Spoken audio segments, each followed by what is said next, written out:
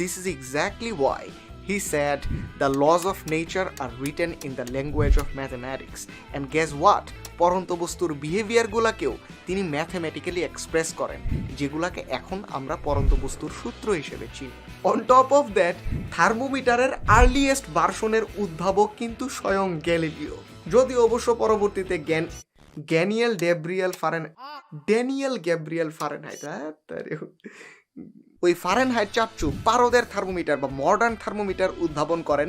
ওইটাকে কাজে লাগায় পরবর্তীতে উইলিয়াম হার্শেল এক অদৃশ্য আলো আবিষ্কার করেন, যার নাম উনি রাখেন ইনফ্রারেড লাইট। তখন আমরা মানব সভ্যতার ইতিহাসে সর্বপ্রথম রিয়েলাইজ করলাম যে আমাদের চোখ দেখে না এমন অদৃশ্য আলো আছে। অদৃশ্য আলো, এইটা নিয়ে তো লাফানোর কি আছে? আরে ভাই, অদৃশ্যই তো। এটা দিয়ে আমরা কোন ঘোড়ার ডিমটা সাধন করতে পারছি পৃথিবীতে? কি সাধন না হয়েছে সেটা জিজ্ঞেস করেন।